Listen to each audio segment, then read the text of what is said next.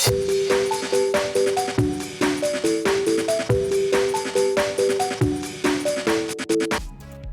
going, YouTube? It's Panda time. In this video, we're bringing you guys a Bloomlord deck profile. I think my next couple videos are going to focus on doing BT10 deck profiles, since you guys have been asking for them. So let me know what you guys think. So for Bloomlord, we're playing 3 Argomon and 2 Gummymon. The reality is that we're currently testing out the Gummymons. Argomon feels like it's the baby to go for Bloomlord.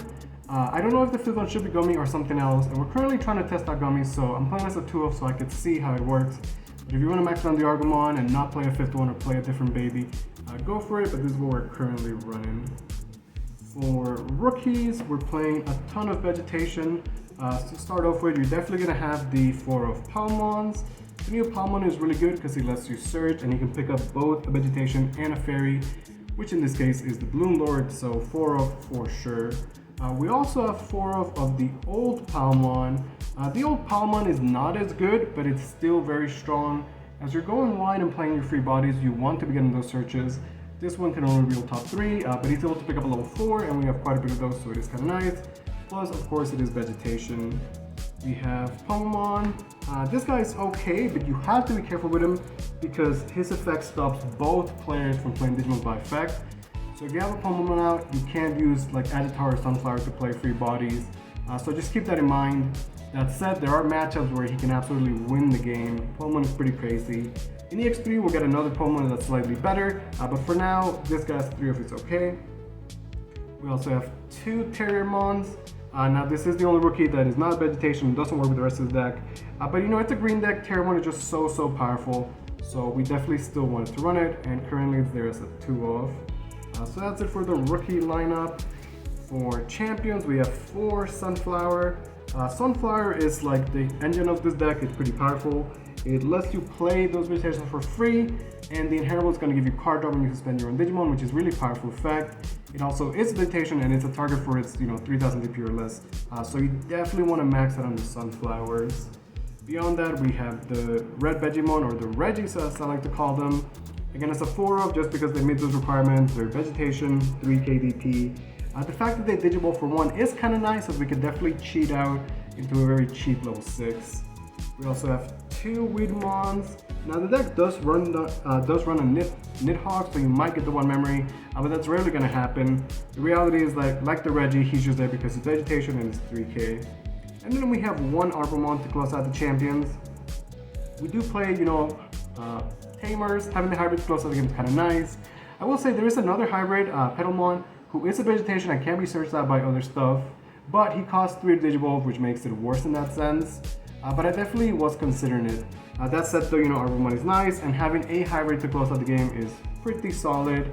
So you can see we go pretty heavy on the Vegetation package, and the majority of our champions, except for Arbomon, can be searched for and played out for free, which just makes sense with the rest of the deck, right? So that's it for the level 4s. Now for the 5s, we have quite a bit of level 5s. So we're going to start off with the Agitator. Like the Sunflower, Agitator is part of the engine that helps the deck go off. Its effect is really powerful. You can suspend any Digimon to play one of your free targets, which is really good. And the Inheritable is going to give you a memory when you suspend your own Digimon, which lets you go into Bloomlord a lot easier, so you can maintain turn and then go for those big plays. Now it is only a 3-of because we have so many level 5s that we just can't find the room, but I think the Agitator is fine. We also have 3 Cherrymons. This deck does not have blockers or anything like that. But the Cherrymon is kind of nice because while he's not a blocker, he can redirect attacks, and he's got Digisorption, which works really well as you constantly want to suspend your own Digimon. So Cherrymon is pretty solid. Also, I believe he's Vegetation as well, right? Then we have a Blossom and an Argomon. Obviously, the Argomon is better than Blossom, but you can only run 1, so we're running 1 and 1. The Argomon Inheritable lets you play out Rookie suspended. They'll get their own play, so you can play your Palmos and keep getting more searches. So you can see how we can flood the board and get some crazy, free bodies out there. And then we run 2 Chimeramons. So Chimeramon is really nice because you're constantly playing out a bunch of free bodies. Those bodies could be level 4s, or sometimes you're playing out, free Palmons, and you can Digivolve into a level 4 for 1. So you can, merge 2 4s to get a Chimeramon for free, which is pretty powerful. You can then ideally put an Agitator under him from your trash to get that very powerful Inheritable. And then Cameraman is going to let you get extra attacks that you wouldn't be able to otherwise do, potentially go into other Bloomlords. So I'm liking the Cameraman build. If you guys have not messed with it, I do recommend it. It is pretty strong, and I just love Cameraman as a Digimon in general. And in a deck like this where you're just spitting out free bodies, it just makes too much sense to me.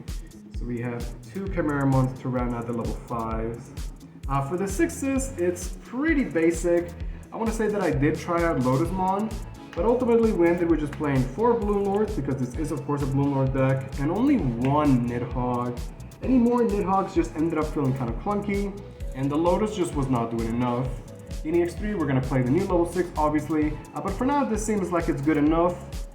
It is maybe a low count level 6s, but the Bloomlord can be searched by the Palmons, and it is nice to have the Nidhogg. Sometimes you need that big board wipe. Nidhogg is still an absolute beast, but Bloomlord is, you know, how he shines, and it's what the deck is all about. As you suspend your Digimon, you'll then Digimon to Bloomlord, get a bunch of memory back, he can swing with piercing, it's Spear Attack Plus, and it's just a pretty strong Digimon. It makes sense that we obviously run it as a 4-off.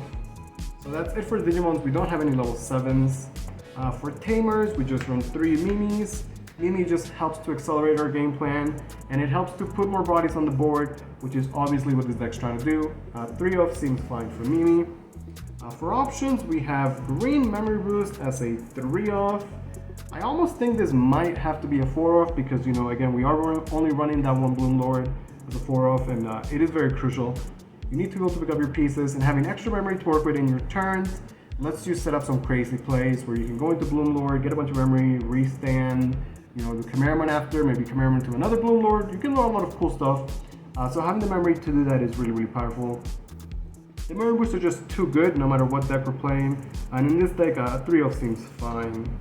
We have 2 Samarisanti. Samarisanti is a pretty good card. We actually don't have a lot of suspending for our opponent's Digimon, but Samarisanti is one where we could do that. You can also suspend Tamers, and they're not going to suspend. Which lets you, you know, swing over stuff. It lets you suspend your own Digimon, which is good for the Bloomlord. So it makes sense, and it's also good in security, so it is pretty solid as a 2-off. Then we have 2 Grandel Soul. I like Grandel Soul, you know, it's one of those cards where you want to have stuff in your security that can heavily impact the course of the game. Grandel Soul is pretty good because, you know, you can suspend something and then bottom deck something else potentially in security.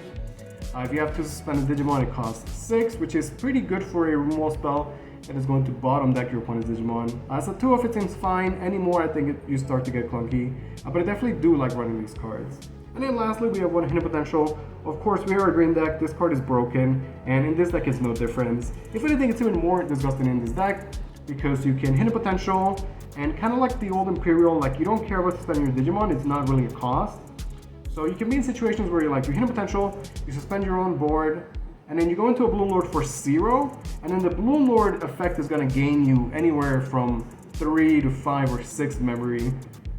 So not only does Hidden Potential, you know, essentially give you the 5 or 4 memory for the Bloomlord, but then the Bloomlord gives you memory. So potentially Hidden Potential into Bloomlord, you're gaining, I don't know, like 8, 9 memory. It's actually disgusting. I almost think this should be banned. It's too good.